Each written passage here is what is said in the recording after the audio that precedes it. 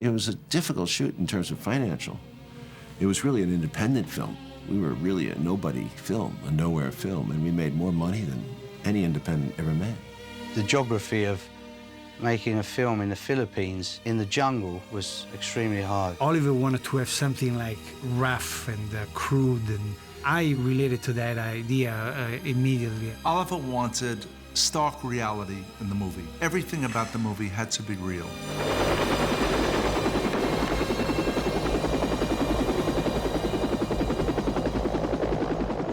We began shooting Platoon in April, I believe, of 1986. Salvador opened in New York in March, in LA in March. Salvador, terrible reviews mostly. It died right away. So the reviews were terrible. I was just about to start this movie, and I put my heart into Salvador with James Woods, and I was heartbroken. And to have to start another film right on the, which is a very grueling night shoot, on top of the failure of Salvador, I remember it was a dark moment for me. It was a dark moment. It was such intensity, and he was under such grueling intensity because he had made films before, but never anything to distinguish himself. But he was very worried because of the very limited budget we had and how we had to get through these terrible conditions. We had no equipment. That's what we had going into this production.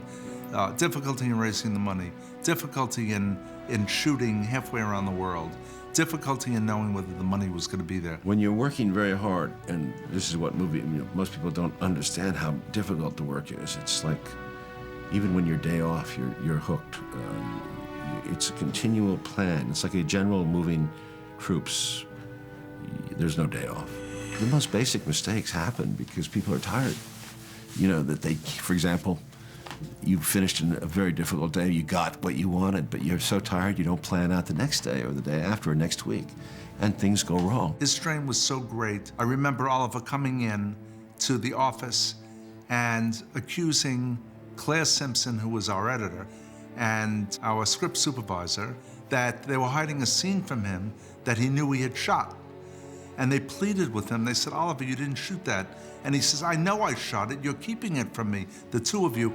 The fatigue was getting to him. Well, I don't think there are any sacred boundaries with Oliver.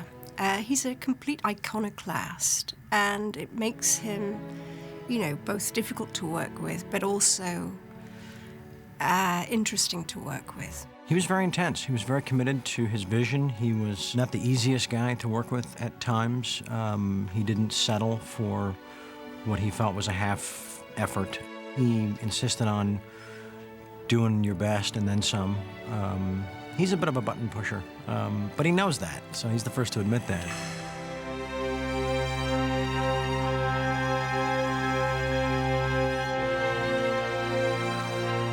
It was a very difficult shoot, a lot of rain, a lot of hard nights, a lot of mosquitoes, bugs, working in the jungle. One of the reasons that they decided to use the Philippines was that it's essentially on the same latitude as Vietnam. So much of the vegetation and much of the terrain and much of the climate is essentially the same as you would find in South Vietnam. Some producers say a jungle is a jungle. What's the difference? But there is a difference. The difference is whether you want to make a difference, you want to make it accurate or not. We did. We wanted to make it look as much as Vietnam as possible. So Vietnam has red soil, Philippines doesn't have red soil. So we brought red soil in. We built a road up into the jungle so we could get the real pristine jungle. I wanted to get into the real jungle. It had 3 different tiers of overgrowth, which meant that it just kept in the heat and the humidity. And it got hotter and hotter. And we worked with snakes and cobras and vipers. And one man stepped on a viper and was bitten and would have died within 30 minutes had we not had the medic there. When I stepped off the airplane for Platoon, there were certain overwhelming smell of burning rubber, for instance, cheap gasoline, diesel fuels. It took me back to a decade earlier when I was there watching my father go through what he went through on Apocalypse.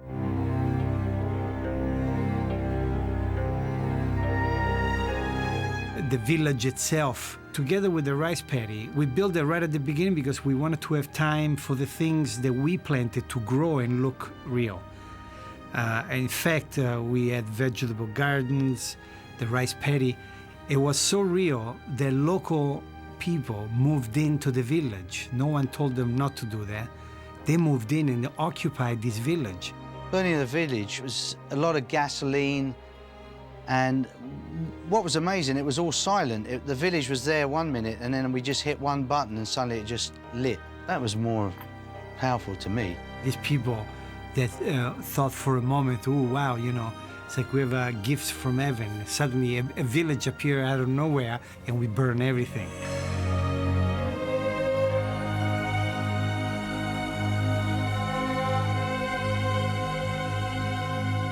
There's a sequence in Platoon which very much resonates with me. It's a scene where Barnes shoots a woman in the head.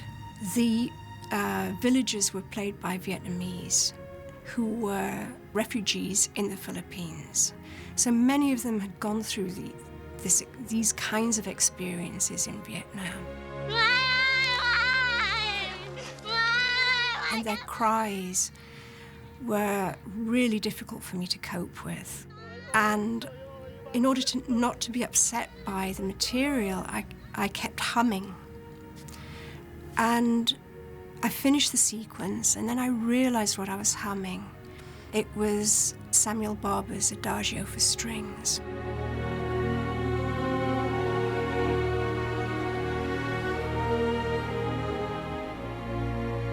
I put the music to this sequence. And I remember I showed it to Oliver, and he said the hairs stood up on the back of his neck. He found that the music was just so evocative. It's like a scream from the soul, you know. It's a sort of incredible expression of pain and loss.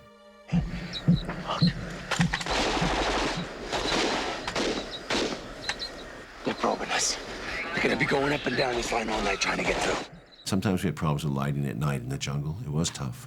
One night, I remember the whole crew was sick by the 42nd day. I think me and a dozen people were out there going into a night shoot, and we put the lights on, and about 1 million bugs ran into the lights. It was like a horror movie. We couldn't shoot because the bugs were completely obliterating the light in the jungle. Those kind of problems go on. If you notice, at night, the battles at night, we had these huge flares, and most of the film was lit with flares at night. So we had all these flares on bamboo sticks, and we would just move them, you know, move them like that, and it would move the shadows. And it was a great effect. The last battle we lit by flares, by natural light, which was amazingly bold of Bob Richardson to do. And I'm glad he did, because I loved flare light in Vietnam was always the only thing we fought by. Bob Richardson, the cinematographer, had come a long way from Salvador. It was a huge leap. His cinematography was quite extraordinary, the sort of burnt-out yellows, and then the dense greens of the jungle. The biggest aesthetic for me was I wanted to make the film hard to see because it's not easy to find. I don't like films that give you everything. I don't like things to be too easily seen, so it was dark. We tried to make it difficult. The terrain was difficult, keeping the obstacles between the viewer and the actor. And then eventually, as it focused, as the drama focused, we let the people in. I left the production in the Philippines, I think 10 days before it wrapped. I remember getting a telegram from Oliver. The rains are upon us. The men are dropping. I don't remember his exact words, but it was to express to me the despair that he was feeling in the last week of shooting. As time wore on, I think the stress began to show on the actors. And I think for Oliver in particular, I didn't enjoy it that much because it was painful. There was a lot of things that were painful, and I was trying to cut myself off, I think. Dale Dye was crying a few times, you know. I try not to get those emotions, you know, because they were chilling. I think what was very interesting about Platoon was that, given Oliver's style of filmmaking, which is really to make a scene look as authentic as possible, you feel as an audience that you were there sort of witnessing these events.